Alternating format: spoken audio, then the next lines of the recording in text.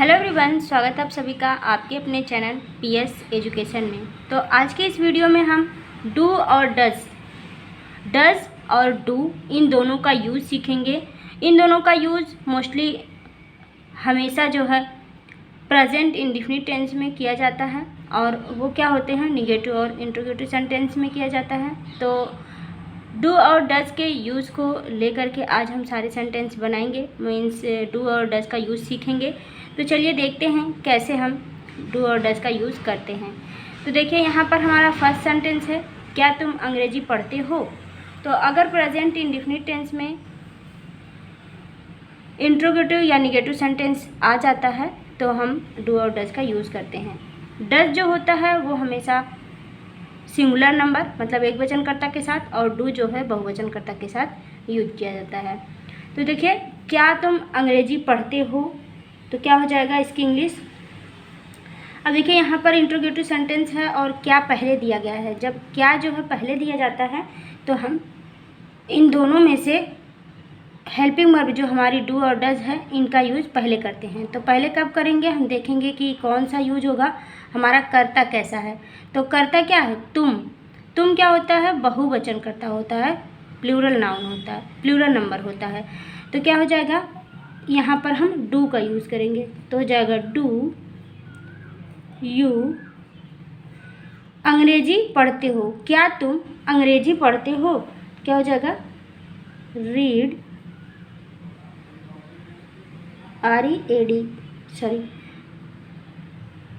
Do you read English. क्या हो जाएगा, do you read English. Next है, हाँ मैं अंग्रेजी पढ़ता हूँ। अगर आपको बोलना है हाँ मैं अंग्रेजी पढ़ता हूँ, अगर आपसे कोई पूछा कि क्या तुम अंग्रेजी पढ़ते हो, तो आप क्या बोलेंगे, हाँ मैं अंग्रेजी पढ़ता हूँ। तो यहाँ पर भी हमारा कर्ता क्या है, मैं, मतलब कि मैं भी क्या होता है, बहुवचन कर्ता होता है, प्लूरल नंबर होता है। तो यहाँ पर भी क्या हो जाएगा, हाँ के लिए हम क्या बोलेंगे, यस। मैं अंग्रेजी पढ़ता हूँ, क्या हो जाएगा, आई डू। आप इस तरह से कर सकते हैं या फिर आप बोल सकते हैं यस आई रीड इंग्लिश। इस तरह से पूरा सेंटेंस आप बता सकते हैं। अगर आपको जैसे ये सेंटेंस पूछा जा रहा है तो उसके जवाब में आप यस आई डू लिख सकते हैं। लेकिन अगर सिर्फ और सिर्फ हाँ मैं अंग्रेजी पढ़ता हूँ ऐसे कोई सेंटेंस दे दिया और बोला कि इसका ट्रांसलेट करो, तो आपको बोलना होगा यस आई रीड इंग्लिश। इस तरह से आप पूरा सेंटेंस बोलेंगे, क्योंकि ये जो है सेंटेंस इसके ऊपर डिपेंड है। तो इसके लिए हम यस और नो में जो सेंटेंस को ट्रांसलेट करते हैं तो इस तरह से आप कर सकते हैं, यस आई डू, हाँ मैं पढ़ता हूँ, हाँ मैं करता हूँ। नेक्स्ट है, क्या लता तुम्हारे घर आती है। अब जैसे आपसे कोई प्रश्न पूछ रहा है, क्या लता तुम्हारे घर आती है, तो क्या हो जाएगा, यहाँ पर देखिए लता क्या है, एक वचन करता है, कोई एक है। तो यहाँ पर हम कौन सा यूज़ करेंगे, डज का यूज़ करेंगे। तो क्या हो जाएगा, यहाँ पर देखिए does.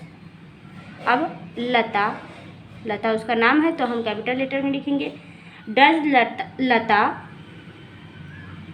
Come to your house. Does Lata come to your house. Interrogative sentence है तो इंट्रोगेटिव मार्क लगा देंगे। तो यहाँ पर क्या हो जाएगा, हमें बस यही देखना है कि हमारा कर्ता कैसा है, सब्जेक्ट हमारा कैसा है, सिंगुलर है या प्लूरल है। तो सिंगुलर होगा तो डज का यूज़ करेंगे, प्लूरल होगा तो डू का यूज़ करेंगे। नेक्स्ट हम सेंटेंस लेंगे और 2-4 सेंटेंस हम बनाएंगे। जैसे अगर इसी का आंसर आपको देना है, जैसे आपसे कोई पूछ रहा है क्या लता तुम्हारे घर आती है, तो आप बोलेंगे हाँ वह कभी कभी आती है। मान लीजिए बोल रहे हैं आप, हाँ वह कभी कभी आती है, हाँ वह कभी कभी आती है। तो क्या हो जाएगा, इसका ट्रांसलेशन क्या हो जाएगा, यस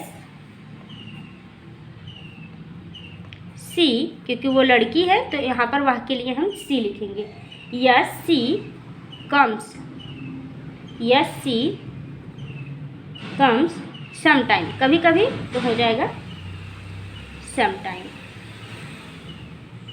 हाँ वह कभी कभी आती है। यहाँ पर हमने कम में यस या यस लगाया है, तो यहाँ पर देखिए सेंटेंस कैसा था, निगेटिव और इंट्रोगेटिव नहीं था, सिंपल सेंटेंस था। तो आपने पढ़ा होगा टेंस में कि जब भी सिंपल सेंटेंस होता है तो वहाँ पर यस या ईएस का प्रयोग होता है। तो एक वचनकर्ता के साथ ईएस लगाते हैं और बहुवचनकर्ता के साथ हम यस या यस नहीं लगाते हैं। एक वचनकर्ता होगा तो यस या यस लगाएंगे, बहुवचनकर्ता होगा तो यस या यस नहीं लगाएंगे। ये सारी चीज़ें अगर आपको डिटेल में पढ़ना है तो आप टेंस वाली वीडियो जरूर देख लीजिएगा, उसमें सारे टेंस को पढ़ाया गया है, अच्छी तरह से एक एक टेंस बताया गया है। नेक्स्ट हम सेंटेंस लेंगे, जैसे अगर नेक्स्ट कोई आपसे पूछ रहा है कि क्या दूसरे मित्र भी तुम्हारे पास आते हैं,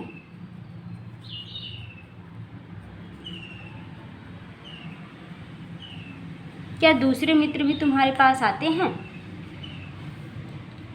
तो क्या हो जाएगा यहाँ पर देखिए हमारा सब्जेक्ट क्या है, तुम्हारे। तो स्टार्ट किससे करेंगे, डू, क्योंकि तुम और तुम्हारे क्या होता है, बहुवचन होता है। तो हमारा क्या होगा, हेल्पिंग वर्ब डू का यूज होगा। तो हो जाएगा do other friend, do other friends also come to you, do other friends also come to you, क्या दूसरे मित्र भी तुम्हारे पास आते हैं। नेक्स्ट सेंटेंस है, क्या दूसरे मित्र तुम्हारे पास आते हैं। आपसे कोई पूछ रहा है इस तरह से तो आप क्या बोलेंगे, हाँ दूसरे मित्र भी मेरे पास आते हैं। तो यहाँ पर आप बोलेंगे हाँ दूसरे मित्र भी हमारे पास या मेरे पास आते हैं।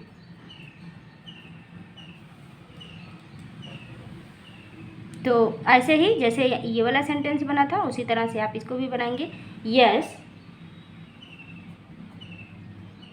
Other also come. इस तरह से आप बना देंगे तब भी यह पूरा सेंटेंस बन जाएगा, क्योंकि ये सेंटेंस क्या है, इस वाले सेंटेंस का आंसर है, इस पे वो डिपेंड है।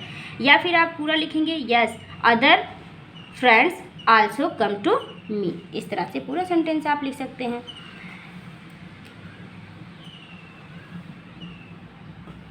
नेक्स्ट अगर हम सेंटेंस लेते हैं, जैसे क्या तुम बम्बई रहते हो या मुंबई रहते हो। तो ये तो हमारा सिंपल सेंटेंस यहाँ से यहाँ तक दिख रहा है, पर यहाँ पर क्या है, क्या क्वेश्चन पूछा गया है। तो ये क्या है, इंट्रोगेटिव सेंटेंस हमारा बन गया है। तो यहाँ पर हमारा सब्जेक्ट के अनुसार डू या डज आएगा, तो यहाँ पर हो जाएगा डू, क्योंकि सब्जेक्ट हमारा है बहुवचन करता, प्लूरल नंबर है। तो यहाँ पर हो जाएगा do you stay in Bombay, do you stay in Bombay, क्या तुम बम्बई में रहते हो। तो इस तरह से आप डू और डज का यूज़ करेंगे। इसमें सिंपली आपको बस यही देखना है कि सिंगुलर होगा तो आप डज का यूज़ करेंगे, प्लूरल होगा तो आप डू का यूज़ करेंगे। आई होप समझ में आ गया होगा। अगर समझ में आया है तो वीडियो को लाइक ज़रूर कर दीजिएगा। Thank you.